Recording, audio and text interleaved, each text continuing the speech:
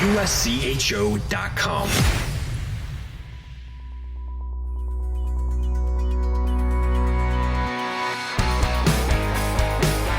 Welcome to USCHO Weekend Review for Monday, May 8th, 2023.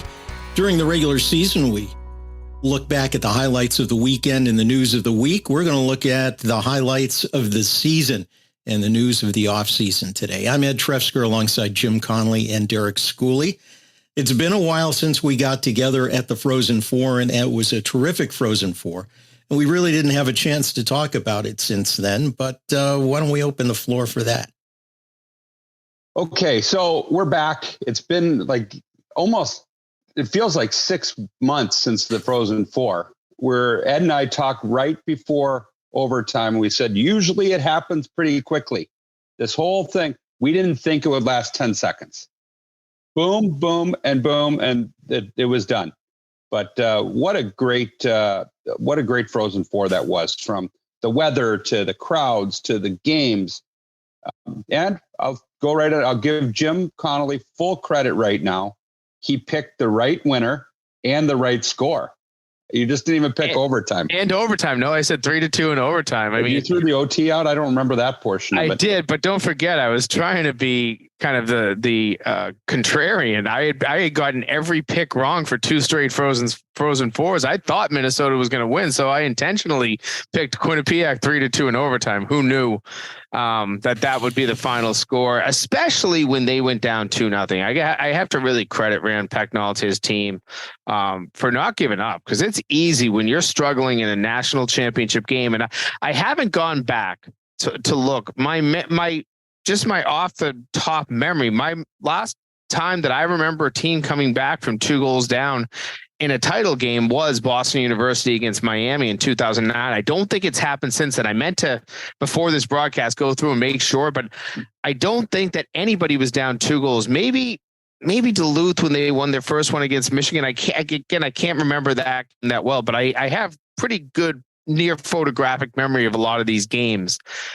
2 goals down in a national title game is usually a kiss of death. But Quinnipiac responded with a quick goal to make it 2-1. Then they hang in there through the third period, dominate the period. We really had Minnesota on their heels, pull their goalie early, which is not anything new if you know Rand Pecknold. And they end up scoring just after a power play ends, a 6-on-5 goal.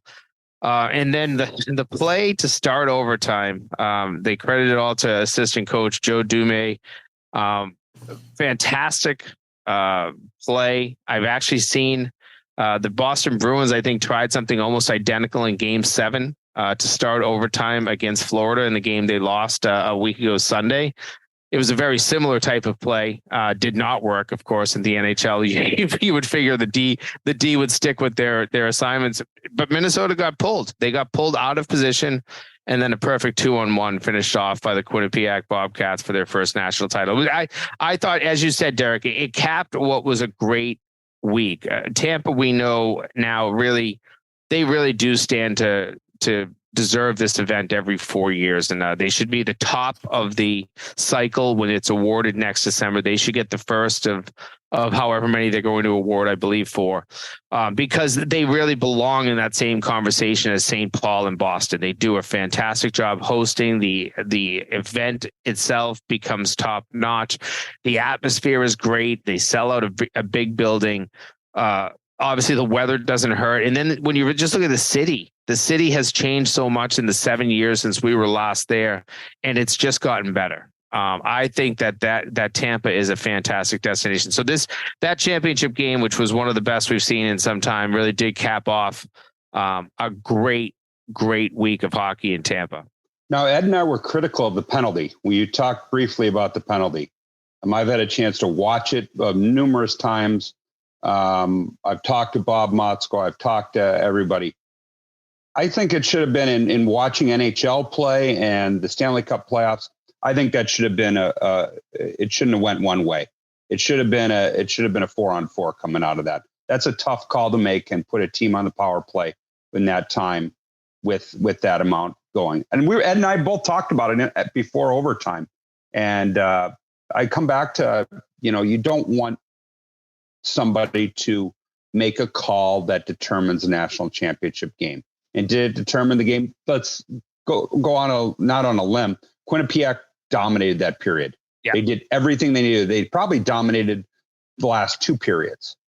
But, would that game have been different if they would have just taken 4-on-4? Rand would have pulled his goalie. Still would have had a 5-on-4. Yeah. So I don't know. I guess that penalty kind of is the one thing that puts a little bit of a damper on that Frozen Four championship game. And Ed, we were both pretty critical of it before the overtime on our 2-minute break that we had there. The one thing I did in discussions afterwards with some of the supervisors of officials, conversations I had, and listen, I know referees will defend referees, but the conversation that I know that somebody had with the officials on the ice for that game, they said, we had a choice. We could, in our view, we could have called a 2-minute standalone penalty on Minnesota, or we could have called 4 minutes on Minnesota, 2 minutes on Quinnipiac. They felt that there were 2 fouls on Minnesota, and when you look at it, there probably were. It was, after the little tussle that could have been the matching penalties, the extra little shove was what ended up getting called for the penalty. I don't like to re-officiate games, and the game is fast enough. I don't fault the referees for calling that one. Tough one, sure, certainly, but as players, you can't put yourself in that situation. That's a retaliation penalty when all is said and done. You're frustrated and you retaliate, and that's what ends up getting called. Yeah, and I watched the video of that from all the different angles and a number of different times, and depending on the angle, you see it a little bit differently. Yeah, it's unfortunate that something like that. We had that long. I mean, we were in the hotel lobby there, and it also depended on who you were a fan of, because we had at the table, we had some Minnesota fans that there was the worst call in the world. We had some Quinnipiac fans that was the best call, and then us right in the middle of it, and that was the debate after the game. And it's the one thing that took away from a really good whole overall tournament, because that's the one question mark. Well, you mentioned already, Derek, about how Quinnipiac dominated in a couple of periods there in the championship game. They did dominate down the stretch and really stymied Michigan in the semifinal. The whole system that Quinnipiac runs, the 1-1-3, the strong forecheck in the zone, they seem to play that nearly to perfection over the weekend. Do other teams look at that and say, hey, maybe there's something that we could do there? I know they're already doing it at Holy Cross, but Bill Riga says, hey, I want to create another Quinnipiac here in Worcester. Is this something that teams are going to look at now that Quinnipiac has had success and see if they can implement it? Well, I mean, everything's copycat. It's copycat NHL. It's copycat college. You're going to probably see that face-off play run by every team in the nation or some version of it. When I run a very same different version of it that has got us some goals, and everybody runs a version of it. It's just when you hit on it in such a high, like what they say there, they were 0 for 699. Over 100, they said. Yeah. So now they get it the one time. Now everybody wants to run it, but everybody runs some sort of copycat. Everybody runs some sort of neutral zone. I think you may see a few more 1-1-3s, 1-3-1s. It depends where their middle guy is sometimes. I mean, but yeah, I think you're going to see a lot of copycat. Everybody always tries to steal from everybody anyway. I think the one thing that goes with that is it takes a lot of discipline and a lot of buy-in to the system. Because if you get pulled out of position, it's very difficult to maintain your defensive zone coverage. You get one of those 3 players that are dedicated to being back, and you pull them in the wrong direction, and you're going to have some odd man rushes going the wrong way. And that's, I think, what Rand Pecknold and his staff, and it's taken a long time. He's been playing this system, I think he said, for almost 15 years. They've had some success, but, getting to the top of the mountain is still one of the most, one of the things that escapes so many coaches out there. And it's because you still have to have that discipline. You're still talking about playing with kids that are between the ages of 17 and 23, 24 years old. They not only have to buy into the system, but they have to know how to play it and not make mistakes in it. And when you do make mistakes, who's covering up for those mistakes? I think Quinnipiac did that very well. Don't forget, this team only lost 4 games all year. One was in the ECAC semifinals. Two were in a single weekend. So, I mean, they for the most part did not know how to lose. And even when they were down in that game, the way that they responded and their kickback, I mean, the third period they owned the second period from the time that Minnesota made it 2-0. They were the better team for really 37 out of 60 minutes in that game. I even think it was more than that. I thought it was more like 48. Yeah. Good parts of the first period as well. You're right.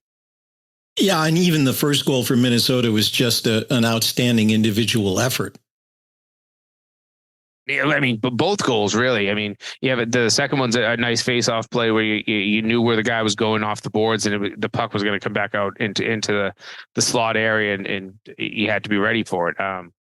Listen, I don't take anything away from Minnesota's effort in that game either. They played the game they wanted to play. They just didn't really have a pushback when Quinnipiac had so much heading in the right direction. When Quinnipiac started going downhill. And, you could almost see that Minnesota was drinking from the fire hose at that point. They didn't have a quick response, and they did have opportunities. If you remember, there was, I want to say it was a 2-on-1, maybe, late in the third period, maybe 5-6 minutes left, and missed the net high. Yeah. That's one you connect on that, the game's over. But, should have seen it.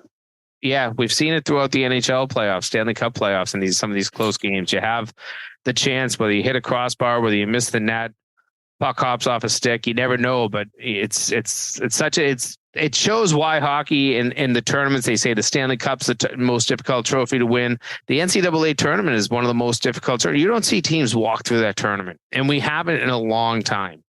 BC had some dominant teams. I think in 2010 is one of their most dominant teams where they kind of walked through the tournament. I thought that Denver back in the mid 2000s, maybe I think it was 04 and 05, and even Minnesota when they won in Buffalo in 03, they kind of walked through those tournaments. You don't see that anymore. There's just, it's too, parody's that overused word, but there's too many good teams. All 16 teams, when you really think about it, can win that tournament when this tournament starts. I'm not sure that every coach has that believability, but they should, because we've seen it. We've seen the 16 seed, the last team in, do great things. This year was the opposite. It was all the top seeds, really. The four best teams were the four teams I thought that got to the Frozen Four, Denver being excluded. But I thought that, really BU was playing better than Denver. Michigan was playing better than Denver, and they got there. So it was a very interesting tournament. A lot of success for the high teams, but I think the right team won in the end. Let me ask you this. We talked about this a little bit down in Tampa. The Big Ten. They blew out the first round. It was 36-4 total scoring. But Quinnipiac beat three Big Ten teams in a row. Quinnipiac slightly older. I think it was a year and 2 months on average over Minnesota was the number that I saw. Does the Big Ten have to look at this? They finally seem to be over the hump. When we started the conversations in Tampa, the idea was, oh boy, watch out for the Big Ten to become really dominant. And then, they get stymied again in the championship game. What does this say about the Big Ten approach? Does it say that an older team is the way to have success? What do we draw from this? I think that we've talked about, usually it's sometimes men versus boys, and the older team, the older, more experienced team won. Bob Motzko talked about in his Coach of the Year speech in Naples. He talked about how he didn't have any transfers or grad transfers, or he did it with young players. And granted, a lot of them are first rounders, and he's getting the best of the best young guys. But I think you saw sometimes the men beat the boys, and that's how it's been done for numerous years in Atlantic hockey. That's how some of the unions of the world, when they win, they're older, they're bigger, they're heavier, they're more mature, and they're more experienced. And I think that while we've talked about the Big Ten coming on, and while we've talked about the brand of the Big Ten, I still think there's something said about being older. And I think you've seen it a little bit in the transfer portal already with some of the players that like a Michigan State's taken and teams like that. They still want to be a good balance between old and young. And the rest of the nation, after Michigan and Minnesota, they're not getting the Fantillis and the Coolies of the world, Owen Powers of the world. So they've got to find what their niche is. And sometimes their niche is a little bit older. I got a follow up for you on that. As long as we're talking about Big Ten and about older players, at Minnesota State, Mike Hastings had a lot of success with some older players. Now he's behind the bench at Wisconsin. Are we going to see him follow that path and have some older players? We're going to see him get the more of the younger blue chip players, maybe a hybrid. I think it's going to be a hybrid. Yeah, I think it has to be. I mean, what your bread and butter is, and for Hasty, it's been making sure that you have a team that's heavy and old, that can lean on an opponent and win games that way. I think that you bring that mentality to Wisconsin, you can win a lot of games. All that said, you can't pass over first round blue chip players if they want to come to you. You're taking those kids. Rand Pecknold said something after winning. I think it was after winning. It might have been the Friday press conference. It was one of them. And he was talking about every player on every Division I college hockey team, when they were 6, 7, and 8 years old, they were puck hogs. And, parents would watch them and say, oh, do they ever pass the puck? No, they don't, because they're the kids that know how to score. And that is something you have to learn throughout the years. And, it's being able to teach that and make sure that you can make even your best players become role players. And that I think is what, if you have the great fortune of having teams like Minnesota or Michigan have had, you still got to mold these players so that they're not just the first line all-star. You can only have one first line center on every team. You can only have one first line right winger. You can only have one top pair, two top pair D-men. By the end of the day, you still have to have some guys play on your third line, your fourth line, and sometimes they have to be some of your best players. Maybe that's a balance that's the most difficult thing to handle when you have young teams. I know that going back to Mel Pearson at Michigan, I know that he struggled with that a little bit. I'm sure that Bob Motzko, though he put together a fantastic team, I'm sure that that's an issue that they have. It's a nice problem to have. Any coach would tell you, I'll take the best player in the world for 1 year or 2 years. But I still think that there is something to be said for the older player. You're going to have that physical maturity by the time you're 23, 24 years old. That is very beneficial to any coach. And you also have some leadership. You've developed some leadership qualities by that point in life.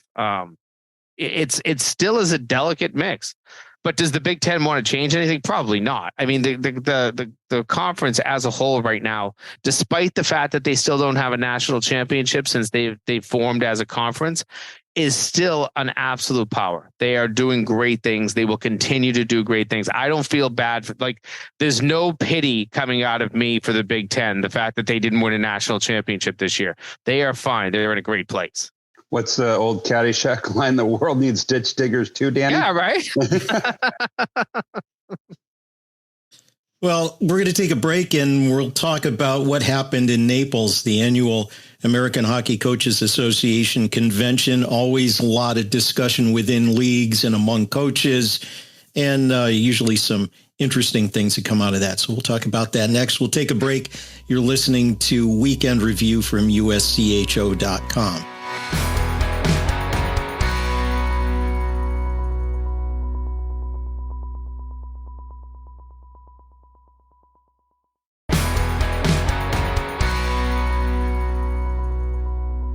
We're back with Weekend Review. I'm Ed Trefzger alongside Jim Connelly and Derek Schooley.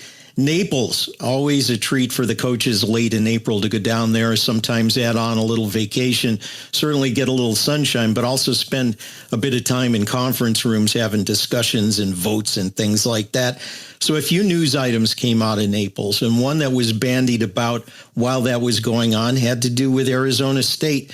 They've just finished their first season in Mullet Arena, a terrific place to play, a beautiful arena, great size, around 5,000 seats. Certainly for anybody looking at a place to play, that's a great venue and great facilities, not to mention the weather in Arizona.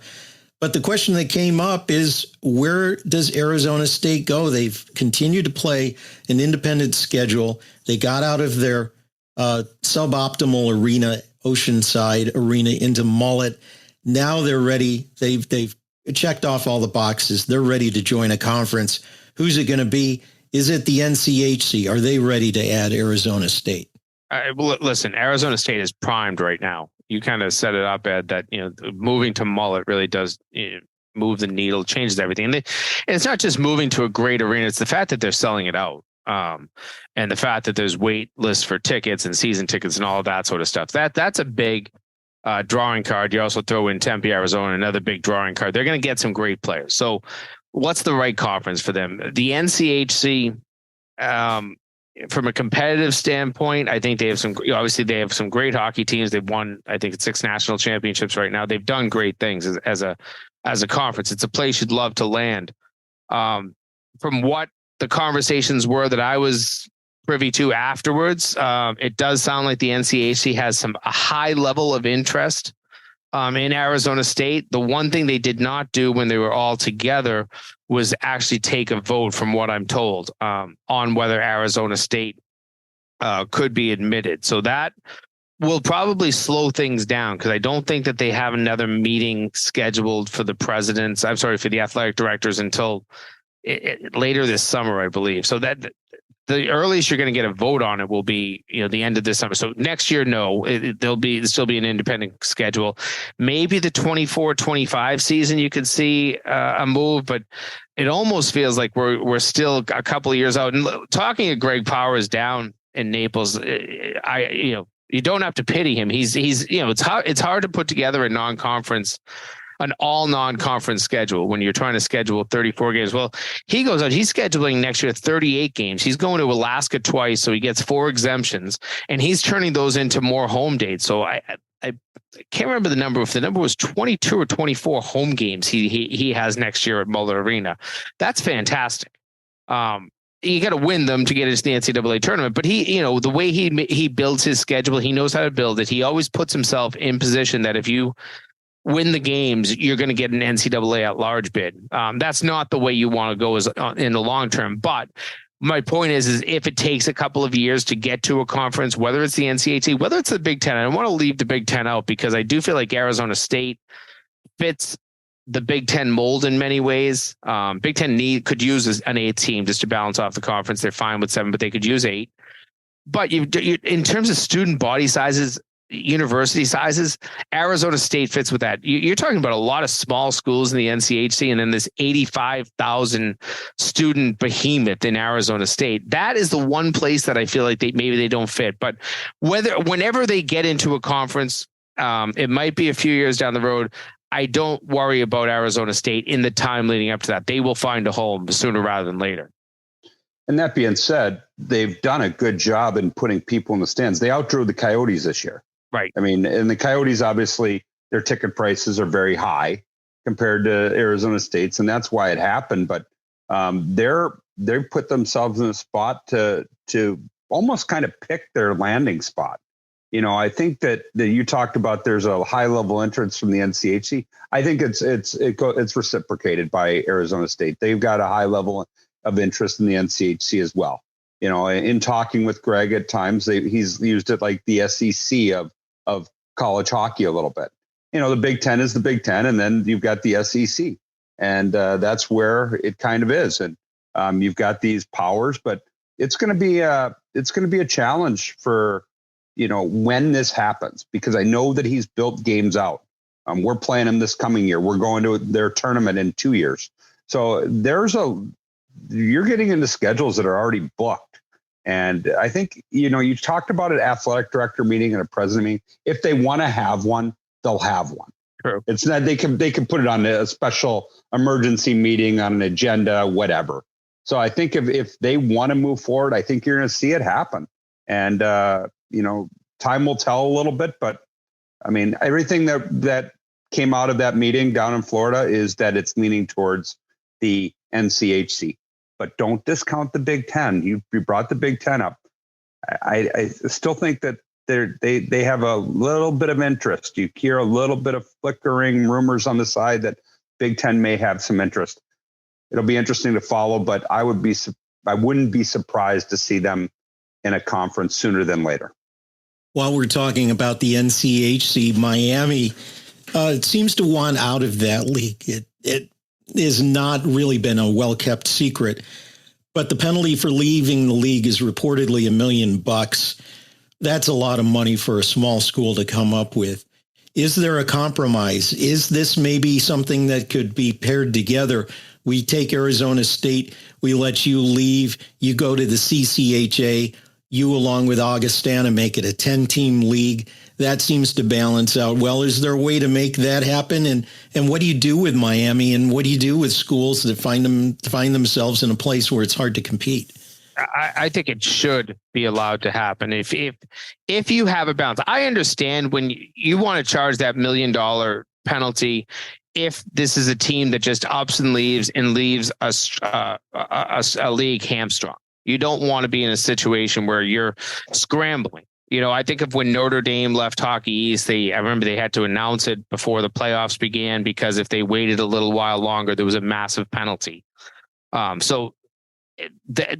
In that situation, you kind of left the league high and dry. Would Notre Dame have left if the penalty was $1 million? Probably. Notre Dame, it's not as big of a deal, but Miami, that's a big chunk of change. So if it is something where I think it's beneficial to both the NCHC and Miami, and you're not leaving the league with 7 teams, if you can bring in an 8th team, I think it makes sense. That doesn't mean that, the athletic directors or the presidents of a league within that league want to say, hey, let's just leave $1 million on the table. They might want to, you don't know the relationships. You don't know some of the behind the scenes battling that goes on in some of these boardrooms. And I'm not saying I know anything toward this, but you never know when vindictiveness comes in those situations. So I think it would be sensible to find a compromise. I just don't know that is something that just is an automatic checkbox. But I also think that they've got to have some sort of standards. You have a couple down years, and all of a sudden now you let somebody go. Then what happens to the next team that has a couple down years? Miami was the pride of that league for a long time. And yes, they've hit a cycle that has them in great form. I think Chris Bergeron's an outstanding coach, and I don't think it comes because of wins and losses with Miami. I think it becomes travel. Yeah. I also think it is because I don't know if it's hit a home run in the box office or the interest that they thought it would be by bringing all these teams in. They're out of the old CCHA when you had Michigan and Michigan State and all these teams coming into your building from a geographical footprint. This geographical footprint's awful big right now for Miami. So I think that it's not wins and losses. But that being said, what happens when the next person feels that same way? Do you let the next person on the NCHC go to the CCHA? Do you always let that be? I think that there's a fine line there. I think I agree with you. I think something is probably going to happen because of the geographical footprint of Miami. But then what does that leave Western Michigan? They're out on an island on their own out this way. So I don't know. We always talk about this, and Paula West and I always joke about it. We had this conversation in 2007. I mean, you've got people that are you got Bowling Green in the CCHA, but then you have Duluth how many different leagues are in the state of Minnesota? 3. So you think about it, is why can't we figure out a way to put all these same teams in a geographical footprint? Everybody's got different interests. I know it's never going to happen, but still, if you did it geographically, I think it'd be much better, but that's probably never going to happen. I know I've been arguing somewhat jokingly at times about putting 10 teams from New York State all together in a league, and it almost makes sense. But speaking of new teams, and even speaking of New York State, when we talked to Mike Snee from College Hockey Inc. in Tampa on our podcast, he brought up some schools that are publicly and actively looking to start Division I hockey or move up. One of them that's looking to move up is Utica University, and the Women's World Tournament's going to be in Utica next year. But the other one that came up is Binghamton University. Now, that's part of the State University of New York system. They play Division I in all their sports. So they have a new athletic director. Eugene Marshall Jr. has only been on the job since January 5th. And after some of the reports came out of Tampa about Binghamton University in kind of a season-end press conference, he was quoted on television in Binghamton saying they're aggressively looking for Division I. They look like they're ready to play in the 24-25 season. Where do they go? Is this a chance for a team not to have to muddle through being an independent? Could they be the right fit for Atlantic hockey? And if they are, what about some other teams out there? I'm going to quote a famous broadcaster that got into it with some people on Twitter and say, why, whenever there's a new team, does Atlantic hockey have to take them?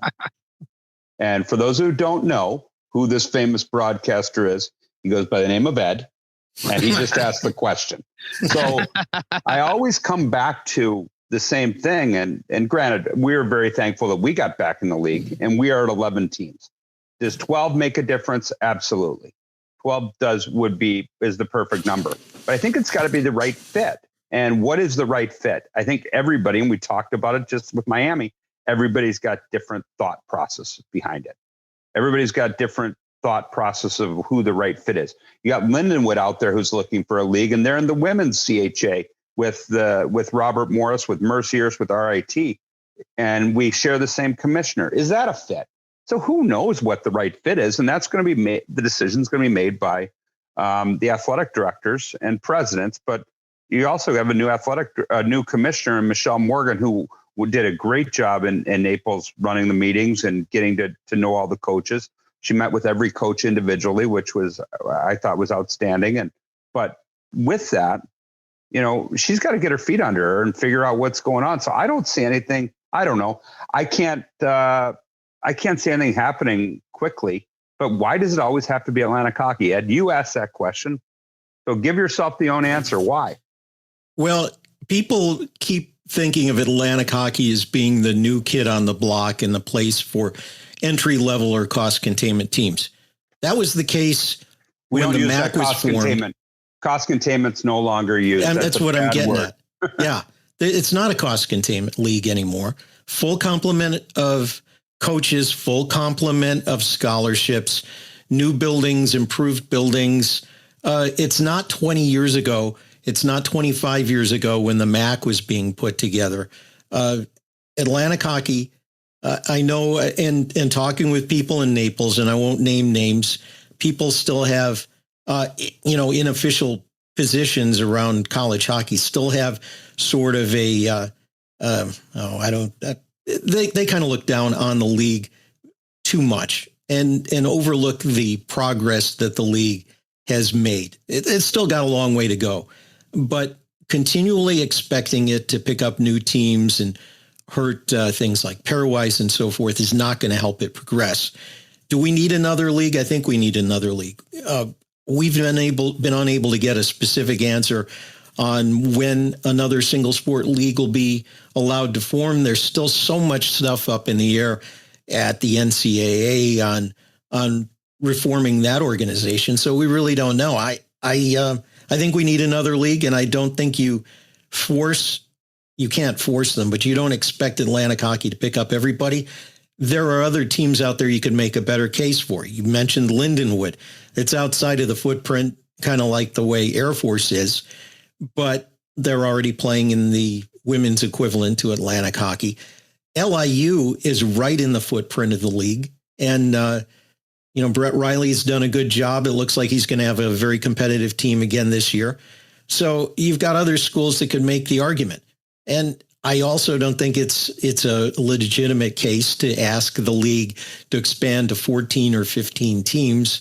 That's too many teams vying for one auto bid. So, I don't think there's a simple answer except another league or two around college hockey. I will say, Ed, whether Binghamton finds a home in Atlantic hockey or elsewhere, it does sound like they're ready to go. I don't know Eugene Marshall personally, but I was told he was in Naples. I wouldn't be able to pick him out if I saw him, but he was in Naples. And the reason he was there, when asked by somebody, he was interviewing coaches, was what I was told. So this is somebody that's taking it pretty seriously. They want to be ready to go for the 24-25 season. They want to be able to hire a head coach sooner rather than later, so that they can spend a year recruiting and putting together this team. No better time than the present to add, when you really think about it. The transfer portal, you have one more year. I think the schools, correct me if I'm wrong, one more year of that potential fifth-year player that could play. So Correct. If you're talking about starting 24-25, you might be able to put together a full complement of players without having to go out and beat the junior leagues. You can get some transfers. You can get some fifth-year guys. You've gone through it now. It's not fun to get to March with a lot of question marks in your roster, but you can do it, and teams will build that way. That's why I think you're seeing teams like Utica, like Binghamton. We're hearing, at least some interest, talking with some folks down in Naples, down in the South, more potential. It might be more club hockey that ends up coming out from some of the southern states, like Tennessee. I know we had heard from it was Tennessee State was the HBCU that had applied for the study through College Hockey Inc. and the NHL. So these schools exist out there. Maybe they won't be Division I, but there is no better time than the present to try to form new programs because of what you have with the transfer portal. I think that this is probably the right time to be doing that. There's some talk about maybe some change coming to the portal. The portal opened up the day after the championship field was announced. So back, I guess it was the 18th of March. That means some teams that were still playing, 16 teams, nobody to feel sorry for in that field because they're in the tournament, but they can't get involved in it. Their players can't get involved in it. There's some talk about changing the date to make that a little bit more equitable. Anything likely with that? I don't think anybody's completely happy about the transfer portal. It's worked out well for you, Derek, with resuscitating your program and being able to bring in about 10 transfers. But in general, what's the feeling among coaches about the transfer portal? I know nobody's completely happy with it. Where does that stand? Well, I don't even know if it's like I'm experiencing it one way. I'm experiencing it from getting to choose people. I haven't experienced losing people yet, which I will next year. So right now, it's been great for me right now.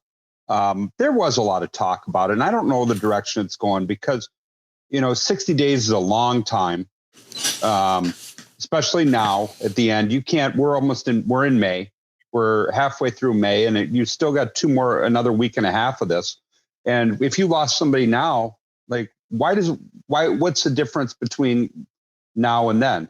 I mean, somebody else maybe tampered, got to them through an agent. I think 60 days is too much. I think every coach is agreeing upon that. I think the date of when it starts is a question mark because we were down in Florida in Naples and everybody was still involved in the transfer portal, but not very much because we had already the big first wave of it. So we didn't do much. There weren't many people going on the portal. There weren't many people being recruited off the portal. It was kind of a week-long dead period almost to the portal. So if you moved it back to, let's say, before the Frozen Four or after the Frozen Four, you're right down, and then you drop it to 30 days. You're right down in the midst of our coaches convention, dealing a lot with the transfer portal. I don't know if everybody wants that. So who knows what the right answer is? It'll be interesting to see where it goes. And we had Greg Dana and Susan Peel and everybody from the NCAA down there asking questions, and they've got a tough job ahead of them to figure out what the right dates are and where it goes. Yeah, I will say that, I talked to probably about half of the head coaching base while I was in Naples, the people I could run into. And, I'm always friendly and just trying to be, conversational, but things come up. And I think I asked almost every one of them about the portal. And I don't think I heard a single person say that they like it. But I will say it's going nowhere. It's not something that's disappearing. This is throughout all of NCAA sports that all the sports that were under the transfer penalty rules, all the major sports, basically basketball, football, hockey. I think baseball was in there too. I mean, if I remember, there was 6 sports, and it's not going to change. But I think if you're the NCAA, you have to approach this with open ears, and you have to take a lot of input. Because you want to make this right. You want to make it right for the student athlete. I understand that's where this all starts. It's giving the student athletes more rights. The coaches had everything in their back pocket for so long. They were the only ones that could terminate a scholarship. You as a player, if you didn't like it, you had to go and ask your coach to be released, and then whether they would allow you to move without sitting out. And sometimes coaches did. I remember and I think it was Greg Amlon that went from Lowell to RIT and didn't sit out. And I think he ended up winning 4 straight conference championships, 2 in Hockey East, 2 in the Atlantic Hockey because of that. You don't see that too often. But you see those types of situations. That was what killed coaches, was that they were not giving those releases. They were making kids sit out the year. And it took the student athlete rights away. And you're never going to see it go backwards. I can say that with a lot of certainty. Every conversation I've had, this is the way it's going to be. How do you make it better, though? Is it a date thing? Is it when this first came out, I believe that there was supposed to be a set date that you had to be in the portal by a set date. It wasn't a certain number of days. It was a set date every year. You could only do it one time. And everything has changed since day one when it first was kind of proposed. And that's, I think, what has a lot of coaches, taken aback, really riding off their back legs, because you realize that you are in a situation where you're very vulnerable as a coach. And the least, you have to keep your players so happy. I think there was only 2 schools in the country this season that did not have players enter the transfer portal. Maybe 3. I could add Robert Morris in. You didn't have one. Schools, good job.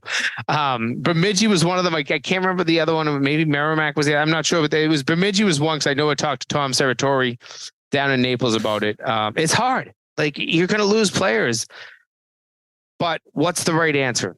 That is where I think the NCAA, it's incumbent upon the NCAA right now to listen and to really take all this feedback from not just hockey, but all of the sports involved, and come up with a better solution. Looking at it unofficially, since I don't have access to the portal, looking at a couple of the sources, 289 players reported as in the portal. 158 of them have found places to play. A lot of those are going to be grad students who are just kind of maybe fishing to see if they could find something, and maybe won't land somewhere. But a player entered as recently as last Friday, and there's still maybe about 10 days to go before the portal closes. So a lot of movement there. I think we're going to see a lot of settling down in that when the 5th-year exemption ends, though. So maybe that'll bring things back a little tighter. But yeah, you talk to people. Our conversation with Bob DiGregorio as he was retiring from Atlantic Hockey, he really didn't like the idea of his league being a farm team for some bigger programs. Somebody has a great season and moves on. And he saw his Rookie of the Year do that this year. Meanwhile, it has been an opportunity for players who maybe don't get in. Maybe they're trying to get in as a forward. Maybe they're the 7th or 8th defenseman to have an opportunity. So, yeah, there are arguments always. I don't think we can settle it here. So with that said, why don't we move on? A couple other quick things. It's not a rule change year, but we heard some complaints here and there about video review of too many men on the ice, leading to overturning a goal when the too many men had no impact on the play. And I know they can't change it this year, but the linesmen you talk to all hate the warnings on faceoffs. Anything else that might come up that they can tweak, maybe interpretations or emphasis? It does sound like that too many men, the ability to review it, leading directly to a goal, does look like it might be removed from video review next year. And the wording on the rule itself was vague, because it said too many men, an extra player on the ice, basically, that led directly to an advantage. So that terminology right there is very vague to say that something leads to an advantage. I don't know if I don't think I have the exact wording right. I don't have the rule book in front of me. But all the discussions I had really circled back to the fact that the coaches, most of the body want that removed. So it does sound like next year you will not be able to review that. That is something that you don't need a rules change here. You can put it as a point of emphasis and take that out because it does directly impact competitive play. So that was the only thing I heard of. Schools, did you hear of anything else? I'm not even sure if you were around for the NCAA officiating meetings at that point, but I didn't hear much more that came out of those meetings, and nor did I hear much that was planned going into them. No, we discuss them in depth in our league meetings, and I think that there's a lot down the road. We were and we get a survey that we've got to fill out, and I think the survey will lead towards some stuff. I mean, obviously, you always hear the rumblings from, and these are every year you hear the same rumblings about 3-game misconducts and why do you have to sit a 1-game suspension on 3-game misconducts? Should the still after on a delayed penalty about the goal scored on a delayed penalty, should you not get the power play like the NHL?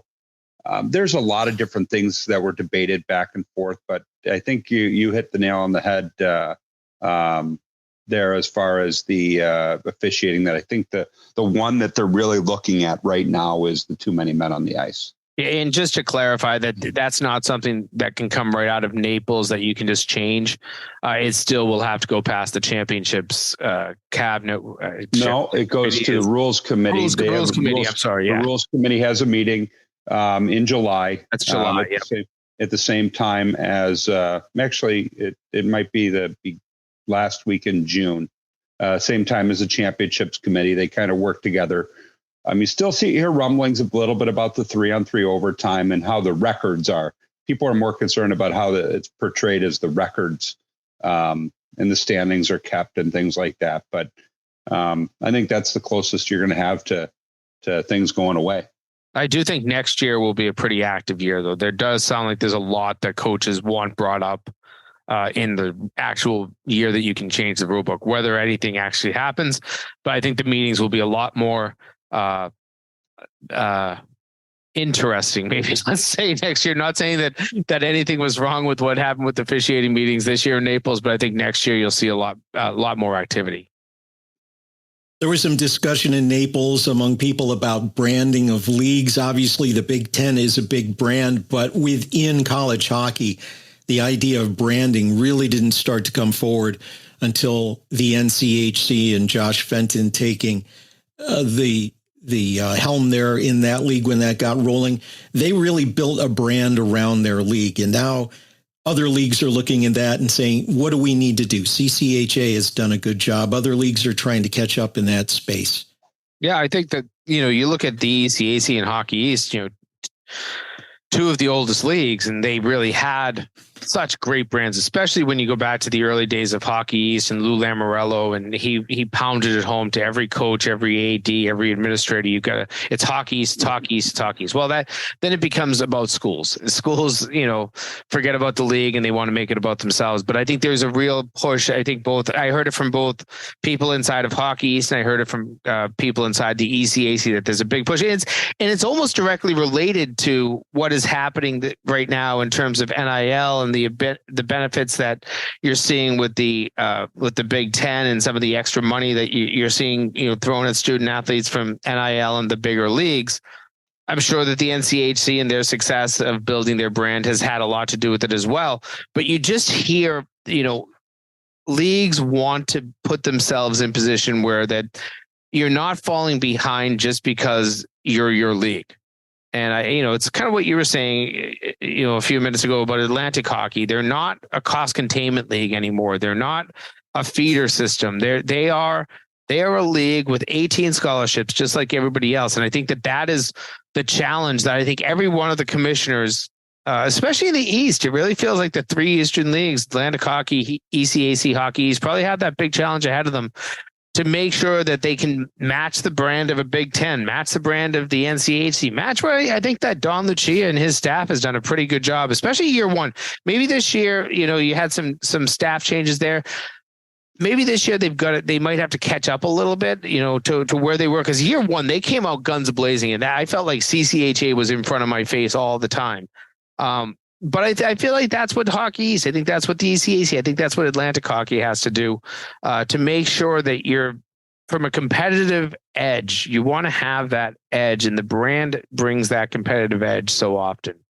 Well, where were we? What did we spend the whole time in Florida the first 2 days talking about? The Big Ten.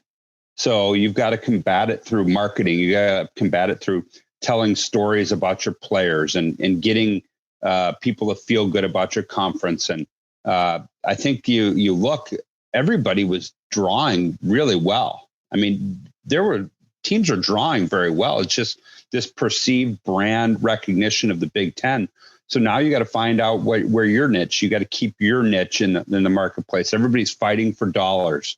Everybody's fighting for entertainment dollars and fighting for their place in the market. And I think that's where you're seeing it. And you got the Big Ten, which has got the Big Ten network contract and all that. But you also got the NCHC on CBS.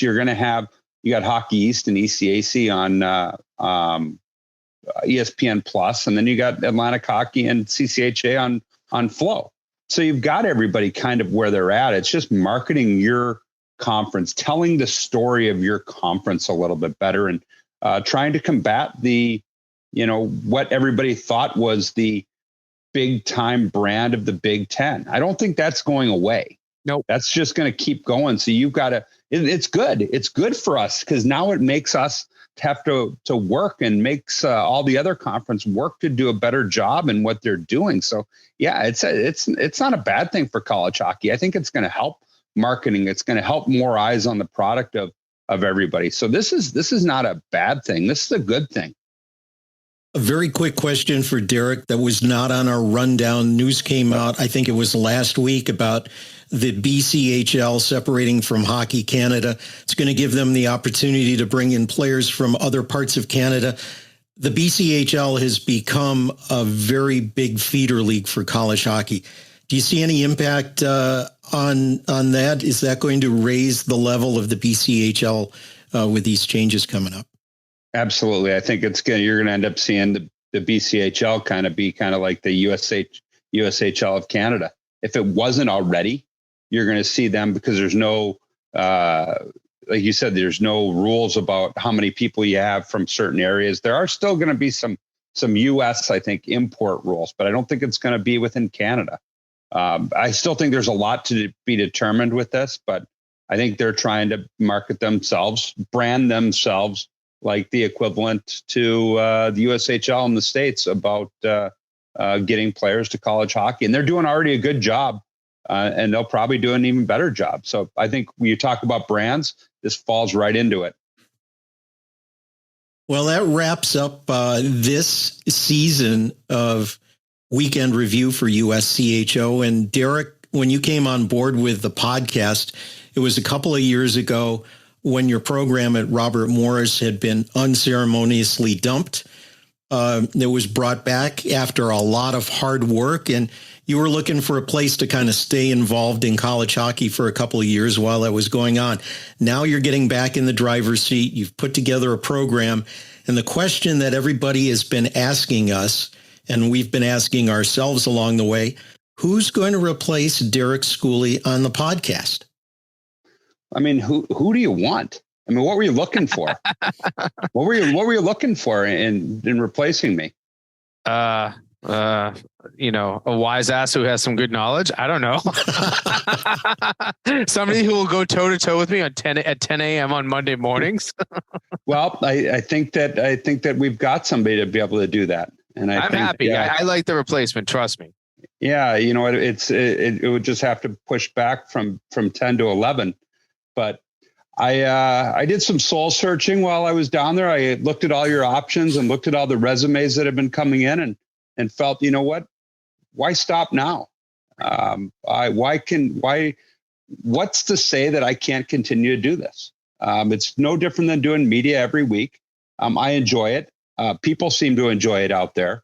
And I talked to Todd Bell from Atlantic Hockey about it. I talked with my administration about it. And There may be a week or two that I may have something going on because we will practice in the morning on Mondays before the show. But I think we can. I've signed my contract for year 3.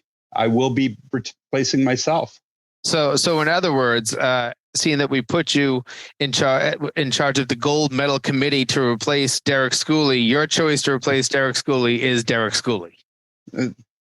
It's better than anybody else that I can think of. I don't think we've seen anything like this since George W. Bush asked Dick Cheney to head up the committee to pick his vice presidential running mate, and Cheney picked himself. So I think history repeats right here. Well, I mean, you guys still have the opportunity. You can get rid of me if you want. I mean, obviously, it took a lot of convincing. With a lot of late nights at the Frozen Four. It was Jim and I were in opposite beds here in the room, bantering how if it could still work back and forth. And obviously, you guys didn't get rid of me. Todd didn't get rid of me after all of our video shoots, and Tim certainly and Don didn't have a problem with me coming back. So I guess it's up to you guys. We're ready. And listen, the fact of the matter is, if I say no and I have to go find a replacement, that takes away from my golf season. So, hey, welcome back, Schools. All right. Well, with that, we're going to wrap it up, and we'll see you in October with the next season of USCHO Weekend Review. You can find our podcast at uscho.com/podcasts or subscribe on your favorite podcast app. For Jim Connelly and Derek Schooley, I'm Ed Trefzger, and this has been Season 5 of USCHO Weekend Review.